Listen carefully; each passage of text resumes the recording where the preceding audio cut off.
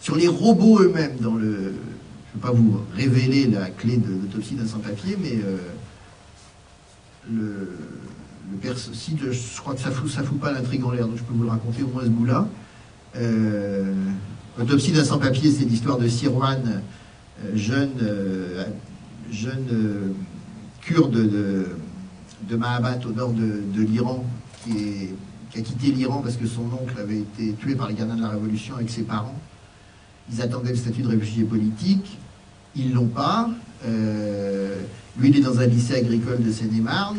Ses parents viennent le chercher à la sortie de l'internat un vendredi pour son anniversaire, etc. Et ils sont embarqués par la police. Il se retrouve tout seul. Et pour gagner sa vie, il s'occupe de combats de chiens dans un camp de tziganes, de Roms, pardon. Et puis, en fait, on découvre que ces chiens, on est en 2013, c'est des chiens robots. Parce qu'évidemment, des chiens, ça coûte trop cher, donc on sollicite des chiens robots, et finalement, c'est beaucoup mieux pour les combats. Et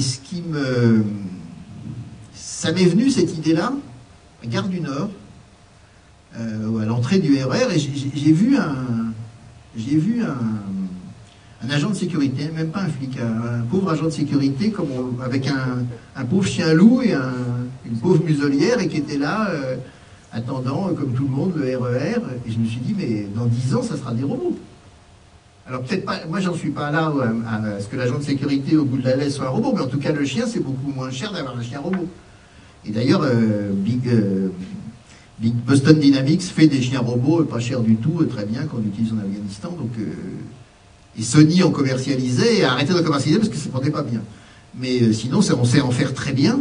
Et donc, je me suis dit, j'ai envie de voir dès aujourd'hui qu'est-ce qui pourrait arriver si vraiment ces chiens robots se généralisaient, quoi. Et du coup, je me suis dit que finalement, faire que mon gamin...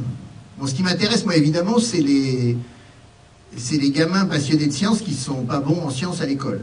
Donc lui, il est dans un lycée agricole, il est passionné de moissonneuse-batteuse. Il a fait un concours de robotique avec les petits débrouillards et Planète Science et tout ça, ça l'a passionné. Et du coup, finalement, quand il va chez les Roms, finalement, des chiens robots, c'est vraiment son truc. Il se met à les réparer, il devient très bon et il va faire fortune comme ça, si j'ose dire faire fortune. C'est-à-dire au moins trouver de quoi l'aider à survivre comme ça, quoi.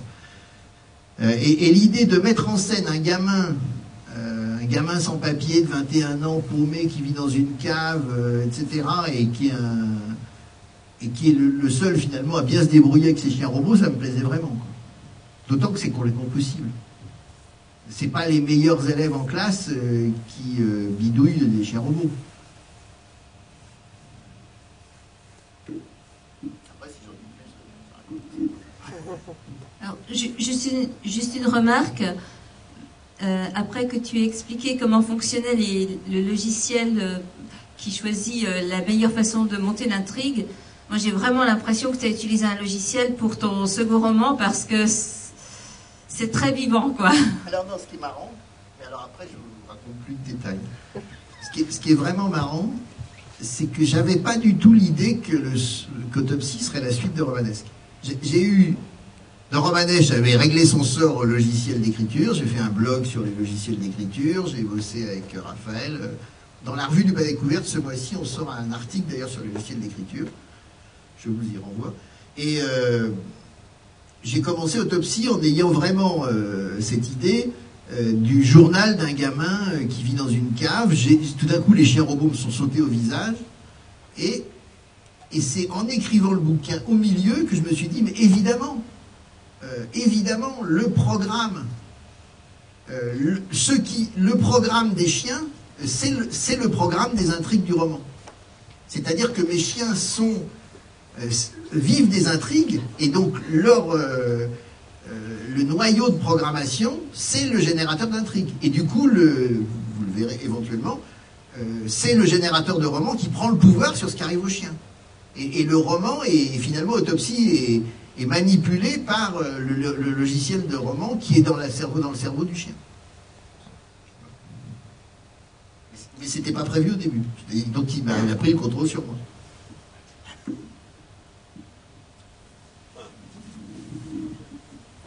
que j'ai bien aimé, je connaissais pas du tout ce film et j'avais pas lu le roman d'Asimov, mais ce que j'ai bien aimé, c'est l'homme, on va dire bionique, enfin je sais pas comment on dit, qui joue le rôle d'intermédiaire entre l'humain et le robot. En fait, il est choisi parce qu'il est un peu des deux. Donc j'ai assez aimé cette histoire-là. Moi, je me suis fait avoir, je l'avais pas compris. Donc j'ai compris quand tout le monde a compris, et effectivement. Moi aussi, hein, non, c'est très bien vu. Quand on voit son bras, je n'avais pas compris avant. Votre histoire de chien robot me fait poser la question suivante. Un robot ménager qui fera la cuisine, le ménage, le repassage, c'est presque déjà plus de la science-fiction. Mais est-ce que pour être accepté, il faudra, ou au contraire il ne faudra pas, qu'il ait apparence humaine comme les robots du film? Alors, il y a des aspirateurs robots, vous le savez. Et justement, oui. Oui, ils ont l'air. Alors, ils sont vraiment. Ils ont une ergonomie nulle. Non, moi, c'est presque l'inverse. Alors, moi, mais ça, c'est. On va faire un sondage dans la salle. Moi, franchement, j'irais pas m'acheter un robot comme ça. Je m'achèterais, comme tous les abrutis, quand je passe dans une maison de la presse, j'achète des chiens en peluche parce que je trouve ça rigolo. Mais je sais que c'est des chiens en peluche, je m'amuse, je les embrasse, je me coupe, voilà, machin rigolo, j'ai un doudou, très bien. Mais alors, si c'est pour faire un... J'ai pas du tout envie que mon ordinateur ou que ma machine à laver me ressemble. Que ma porte de frigo me ressemble. C'est marrant, hein.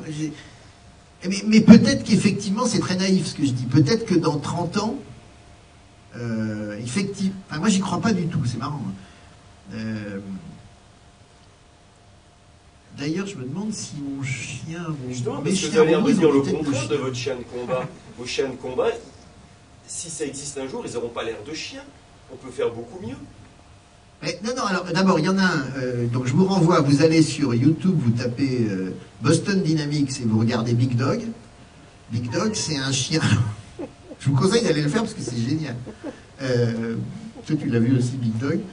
Donc Big Dog, il est développé depuis 2004 par Boston Dynamics pour l'armée américaine. Et alors d'abord, c'est génial, il marche à essence. Il fait un bruit. J'ai pas compris, j'ai mis des jours à comprendre. Parce que ce truc, il y avait une... Quand tu regardes les vidéos de Boston Dynamics, t'entends un bruit de pétrolette. Mais c'est pas possible, les mecs, ils sont foutus de faire des chiens comme ça, ils sont même pas capables de contrôler le son. Et après, j'ai compris, c'est un bruit de tronçonneuse, parce qu'effectivement, ils sont prévus pour l'Afghanistan et ailleurs, et la meilleure autonomie, c'est un moteur de tronçonneuse. Et donc, en gros, Big Dog, c'est 4 bras robots. Alors, je ne vais pas vous raconter, mais le meilleur moyen pour faire des chiens robots, c'est les bras robots peintres des usines de bagnoles. Hein. C'est comme ça, on peut se faire un lévrier facile avec 4 robots peintres. Plus un truc pour mettre entre les deux. Bon. Mais, donc, là, ils ont 4 pattes qui pourraient être des robots peintres. Hein. C'est ce qu'il y a de moins cher dans l'Essonne. En Val-de-Marne, vous avez beaucoup moins cher. Mais bon. Donc vous faites un chien robot avec 4 bras robots. Ils lui ont pas mis de tête, effectivement, ils lui ont mis une plateforme au-dessus. Et le Big Dog, actuellement, il est utilisé en fait comme mule. C'est pas un chien robot, c'est une mule. Il s'en sert pour transporter 150 kilos de barda, un soldat blessé, ou alors une cantine ou des trucs comme ça. Et dans ce qu'on voit sur YouTube, ils sont pas armés. Je suppose que c'est pas plus compliqué que ça de mettre 3-4 mitrailleuses dessus et de flinguer tout le monde. Et peut-être qu'effectivement, ils ont quand même peur que les trottoirs robotiques ne les protègent pas assez.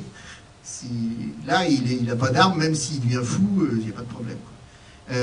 Mais effectivement, c'est marrant, ils l'ont pas du tout... Nous vous redonnons maintenant le contrôle de votre appareil de télévision jusqu'à la prochaine émission de... La Furet Mulhousien, hein, ouais.